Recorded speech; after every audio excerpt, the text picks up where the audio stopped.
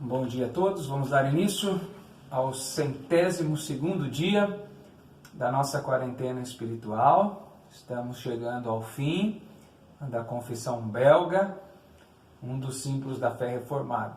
Hoje nós vamos tratar do artigo 36. Eu me confundi um pouquinho, os irmãos sabem que eu sou meio ruim de número. Eu estava falando 39, mas são 37 artigos. Então nós estamos chegando bem no finalzinho da Confissão Belga, tá bom? Hoje, quinta-feira, 16 de julho de 2020. 4 meses nós estamos juntos aí nessa quarentena. Creio que foi um período bem aproveitado por nós, né? Para o crescimento espiritual, para um período de comunhão também. Foi muito bom. Vamos lá, dar início orando? Pai, pedimos tua orientação no nosso dia, diante da leitura da tua palavra, do estudo dessa confissão que, fundamentada nas Escrituras, declara que o Senhor Jesus é Deus, é Senhor, é Salvador, e isso sustenta a nossa fé, isso nos faz perseverar, isso nos dá condições de permanecermos de pé diante dos problemas dessa vida. E nós rogamos que, enquanto estudamos o Teu livro, o Senhor nos encha com o Teu Espírito, nos fazendo perseverar, e com a Tua santa providência, ó Deus, venha cuidar de nós e prover tudo nas nossas vidas, porque limitados como somos, carecemos de Ti. Pedimos perdão pelos nossos pecados, aguardamos, ó Deus, que o Senhor fale então ao nosso coração agora. Que a Tua bênção esteja sobre as nossas vidas, nesse momento, no nome de Jesus. Amém. Amém. Vamos lá então, artigo 36. Mudou de novo a temática, agora no finalzinho da Confissão Belga foi separado um artigo para falar sobre o ofício das autoridades civis. Porque é verdade que a política está aí, os reinos estão aí e a igreja não está aquém de tudo isso. Às vezes algumas pessoas perguntam por que nós não opinamos mais sobre o que está acontecendo, né? Não nos declaramos dessa ou daquela forma, por esse ou por aquele. Bom, eu particularmente tenho me declarado muito pouco porque o que eu estou vendo por aí não é política, né? É uma briga de poderes entre partidos para ver quem vai ficar mais tempo no poder, sem se preocupar muito com o povo em si. Então, eu gostaria muito de, quem sabe, um dia discutir política, né? Ver aquilo que é bom para as pessoas, que os nossos representantes podem fazer por nós, pelo povo, pela nação, pelo Brasil. Não é o que nós temos visto hoje. Pessoas brigando daqui, de lá, colocando o testemunho lá embaixo, para que prevaleça aquilo que ela acha que é melhor, nem conhecendo ao certo as pessoas que estão por trás disso. Então isso para mim não é política, né? Isso é uma briga pelo poder meramente.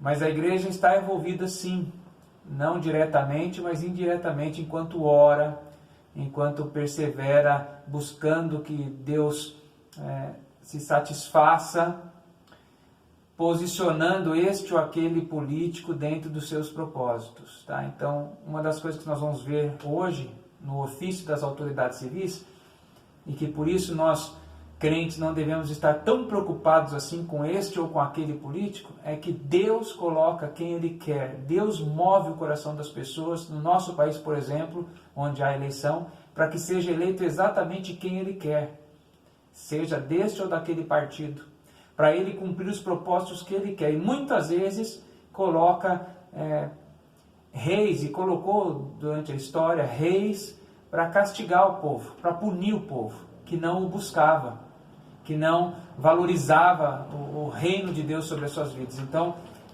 não se engane. Mas esse político é ruim, como é que ele vai subir ao poder? Se for da vontade de Deus para nos educar, vai subir ao poder, porque Deus quer assim e já fez isso. E Deus trata não apenas com ímpios, com crentes, mas com ímpios também. Deus trouxe libertação para o seu povo da Babilônia através de um rei ímpio, Ciro, da Pérsia.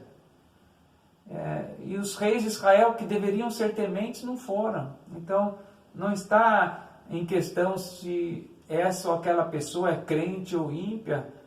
É o que Deus vai fazer sobre a nossa nação enquanto nós oramos, enquanto nós buscamos, enquanto nós nos ajoelhamos e oramos verdadeiramente pela nossa nação. É que nós fazemos pouco isso, infelizmente. A começar por mim.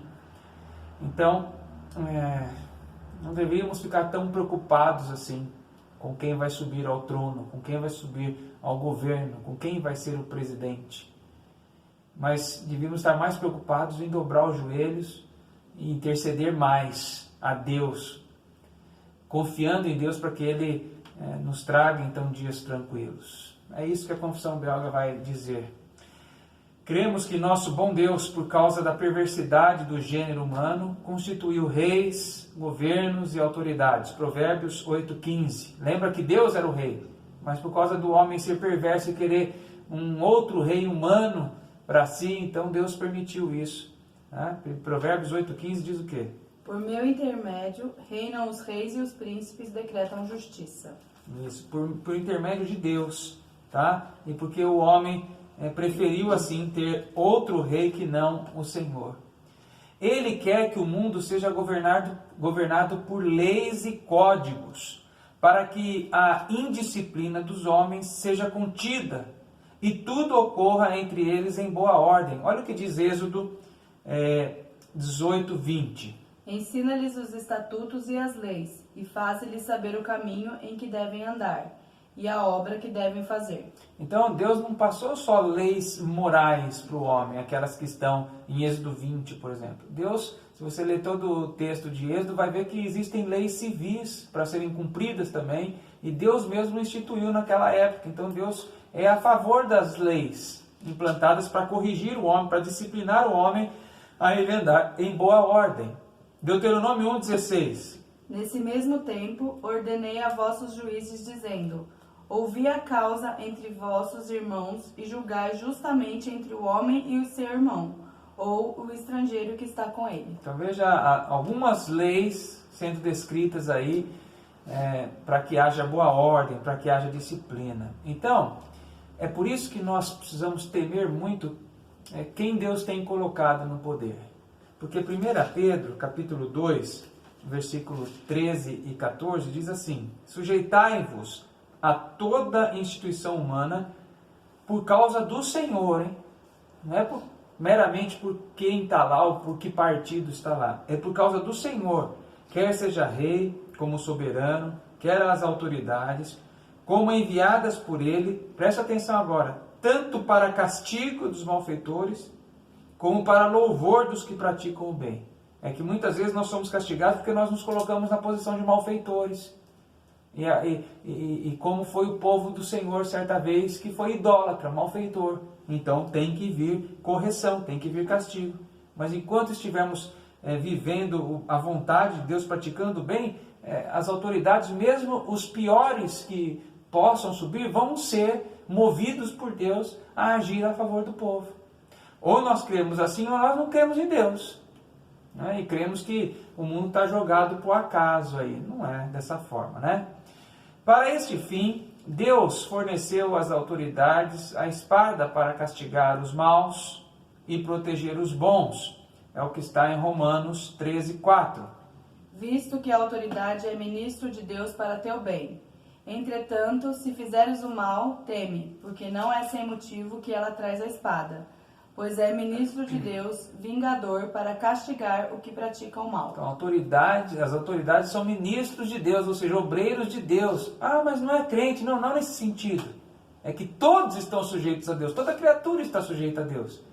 E faz aquilo que Deus determina. Tá? Seu ofício não é apenas cuidar da ordem pública e zelar por ela, mas também proteger o santo ministério da igreja, a fim de promover o reino de Jesus Cristo e a pregação da palavra do Evangelho em todo lugar. 1 Timóteo 2, antes de tudo, pois, exorto que use prática de súplicas, orações, intercessões, ação de graças em favor de todos os homens, em favor dos reis e de todos os que se acham investidos de autoridade, para que vivamos vida tranquila e mansa com toda piedade e respeito. Isso é bom e aceitável diante de Deus, nosso Salvador, o qual deseja que os homens sejam salvos e cheguem ao pleno conhecimento da verdade. Então, Paulo a Timóteo diz que é para a igreja orar pelos reis, pelas autoridades, com ações de graças, com intercessões, com súplicas, com toda espécie de clamor, tá? Porque através disso nós seremos, ou quanto mais orarmos, quanto mais investirmos tempos para orar pelos nossos comandantes, é que nós teremos vida mais tranquila ou não. Essa é a palavra de Deus. Entende por que no início eu disse que a gente ora pouco? Porque parece que nós temos sentido mais o peso das autoridades do que o benefício delas. Mas quantas vezes essa semana você ou eu já oramos pelas autoridades? Talvez nenhuma. Pelo contrário, oramos para que ela se dê mal e faça alguma coisa errada, torcemos para um impeachment, seja desse ou daquele partido, viu? Então, não é algo que agrade a Deus, que venha de Deus isso, tá? Vamos para frente? Depois, cada um, em qualquer posição que esteja, tem a obrigação de submeter-se às autoridades, pagar impostos, render-lhes honra e respeito, e obedecer-lhes em tudo o que não contraria a palavra de Deus, e orar em favor delas, para que Deus as guie em todos os seus caminhos, para que vivamos vida tranquila e mansa, conforme nós lemos já aqui em 1 Timóteo, nem vou repetir de novo esse texto. Mas é isso, a obrigação do crente de submeter-se às autoridades, pagar tributos que sejam investidos, revertidos, melhor dizendo, para a população. Mas não foi, algum político lá roubou. Aí isso é problema dele com Deus. Se o imposto foi feito de forma legítima para suprir a área da saúde, da educação, nós temos que cumprir isso. Deus diz que nós devemos acatar. E mesmo que esteja havendo roubo nisso, algum desvio, isso já saiu da nossa jurisprudência. Isso cai para a jurisprudência de Deus. Ele que vai julgar se a pessoa está correta ou não. Não cabe a nós isso. Agora, do contrário, se um político, então, um governo, um rei, se levanta contra circunstâncias ou ações que vão contra a moral cristã, aí sim, aí nós nos colocamos de forma contrária, porque aí é a moral de Deus, a virtude bíblica que está sendo combatida. Tá? É o que diz esses textos aí. Por exemplo, Mateus 17, 27. Mas para não nos escandalizemos, vai ao mar, lança um anzol e o primeiro peixe que fisgar, tira-o e abrindo-lhe a boca acharás um estáter. Toma e entrega-lhes por mim e por ti. Jesus havia dito, dai a César do que é de César, dai a Deus do que é de Deus, mostrando que é devido pagar o imposto coerente. Né? Romanos 13, versículo 7 diz, pagai a todos o que lhes é devido. A quem tributo, tributo. A quem imposto, imposto. A quem respeito, respeito. A quem honra, honra. Então não é só a quem honra, honra. A quem tem que dar tributo, pague o tributo. A quem tem que dar o imposto, pague o imposto. Tá? Então é bíblico isso, hein? É bíblico. Tá? Tito 3:1. Lembra-lhes que se sujeitem aos que governam, às autoridades, sejam obedientes, estejam prontos para toda boa obra. Isso, só confirmando, mais um texto bíblico confirmando. Veja como a Bíblia trata bastante sobre essa temática. Agora veja o contrário, né? Quando os governantes vão contra a lei moral de Deus. Atos 4:19 diz, mas Pedro e João lhes responderam ao Sinédrio, né? Julgai se é justo diante de Deus ouvir-vos antes a vós outros do que a Deus. Porque eles estavam querendo que eles deixassem de falar sobre as coisas de Deus. Eles diziam, nós não vamos deixar de falar sobre as coisas pertinentes a Deus. Por isso, no capítulo 5, versículo 29, então Pedro e os demais apóstolos afirmaram, Antes importa obedecer a Deus do que aos homens. Então, se mexeu com a moral, então agora vamos ter que aceitar. É uma das questões que está mais em discussão hoje, né? A questão homossexual. Bom, aí já vai contra os princípios bíblicos, divinos, né? É impossível que um Deus que faz homem e mulher queira que dois homens ou duas mulheres se unam. Então aí nós nos colocamos contrário, tá? Mas se não são leis que vão contrário à moral de Deus, nós devemos respeitá-la, tá bom? Esse hino é legal porque na terceira estrofe fala reis e vassalos, servos e chefes, ou seja, todos precisam do favor de Deus, porque Deus está comandando todas as coisas. Hino 49.